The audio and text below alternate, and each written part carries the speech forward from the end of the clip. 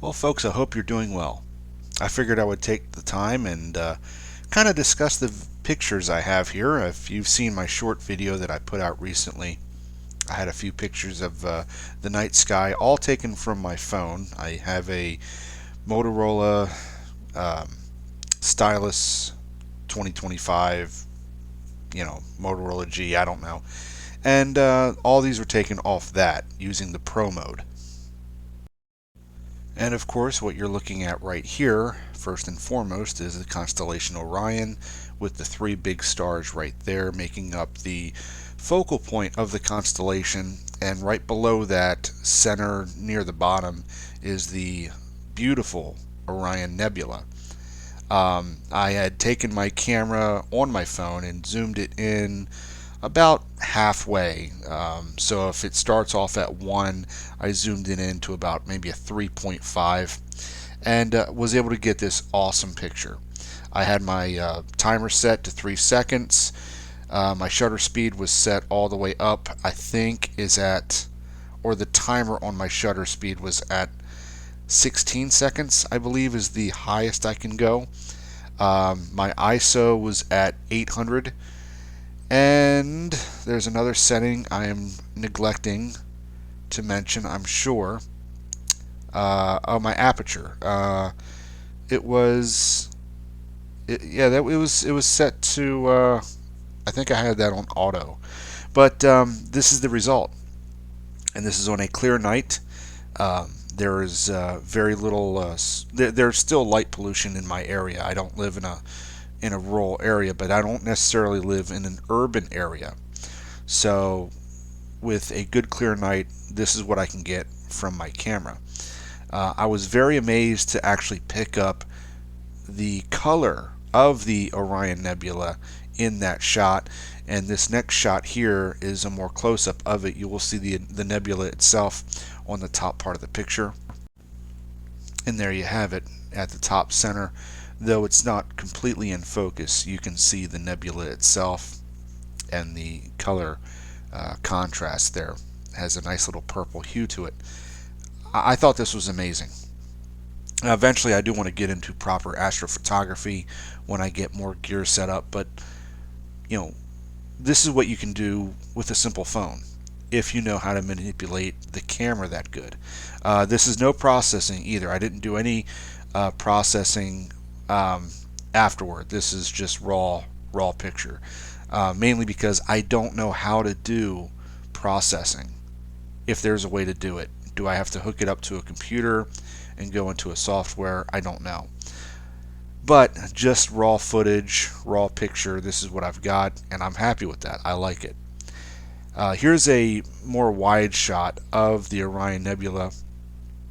I'm sorry, the Orion constellation, which is the centerpiece. But you'll also see in this next shot, you will see the constellation Taurus, and you might be able to catch the Pleiades in the upper right hand corner, and then in the bottom left, Sirius in the constellation Canis Major.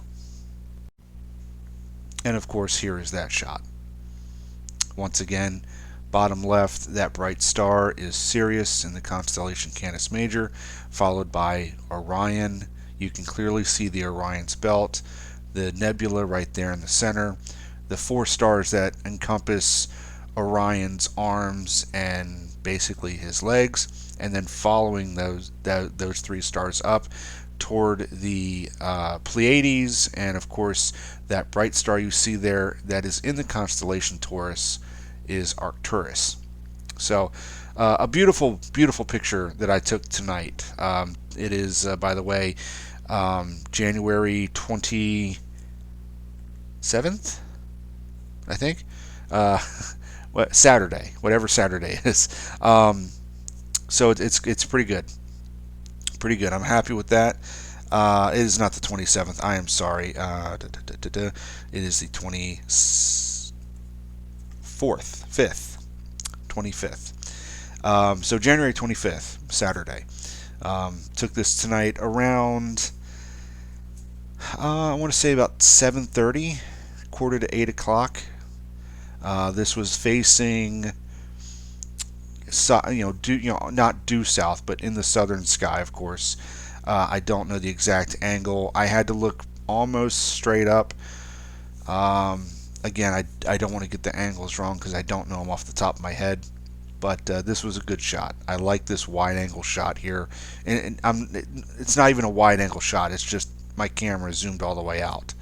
So there's that. You pretty much have three constellations in one, um, and it's just beautiful. I love it. It's really great. The next one I'm going to show you is a couple pictures of Mars. One taken tonight, and another one taken from several nights ago, last week, in fact. So this is Mars, taken tonight. I had zoomed my camera pretty much all the way out, or I'm sorry, all the way in to get this shot. Right now, Mars is in Gemini, so it's playing with the twins. And this is, again, it's not clear, it's not picture perfect, but using the camera on my phone, getting it in pro mode, playing with the aperture settings, playing with the ISO especially, and the shutter speed really helps get good pictures. And again, this is from tonight. This next one is from last week, essentially several nights ago. I want to say it was last weekend. And of course, here is Mars in Gemini. We have the two stars in Gemini, Castor and Pollux, which is to the top left of the picture here in the center, Mars being toward the bottom right. Beautiful little display there. I was really happy to see that one, and I will show another picture of it here right now. And of course, here's another shot. Again, this is with my camera zoomed out a little bit more here. Mars is dead center. Castor and Pollux are up to the left of center, and to the upper end, and then the upper left hand corner, and that is Gemini. Again, really cool to see. I was very happy to see that. Next, we're going to see Jupiter chasing the Pleiades, basically. I'm making a story out of this. So this next shot is going to be, or probably two shots I think I took, is going to be of Jupiter and the Pleiades, fairly close together. And it turns out I've only gotten one decent shot of this, which isn't the best shot. Right there, pretty much near the center, of course, that bright star is actually Jupiter. You could maybe make out the moons. I don't know. I can't tell if any of those are the moons or if it's just stars in the background. However, to the right of that, and unfortunately I didn't get this center, and it's probably missing several, but it is the start of the Pleiades. I was trying to get a better shot, but I couldn't get my camera aligned right on that particular night to get that shot. Our next shot is going to be Saturn and Venus. I have two shots here I'm going to share with you. And here it is. And then here is a zoomed in picture. And of course, this was taken behind a tree, or you can see the tree in the foreground there, which I actually thought made a pretty good shot. Now, of course, the bright star right there, dead center, is the planet Venus, and to the left of that, that other bright star is Saturn. So it's a pretty good shot.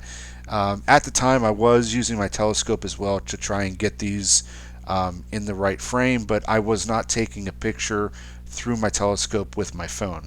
I do have a mount for my phone, a very good mount, by the way, that attaches to my telescope, but I'm not that good with it, and I can never get the camera and whatever lens I'm using for the telescope, which is usually a 20 millimeter if I'm going to do something like this, I can never get them to really work right together. They don't want to cooperate.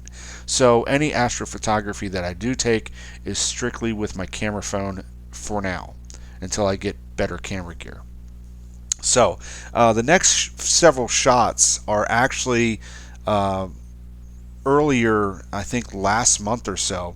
I was attempting to get the Milky Way.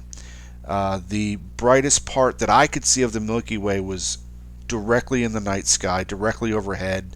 I had a good shot of it in the southern sky, heading in a south by southwest direction, give or take, and it was really easy to see, and it came out fairly good on the camera. Even with the light pollution that's in my area, I was able to get a good shot of the Milky Way. So these next several shots are going to be of that. Starting with this one here, very faint. That was a better one.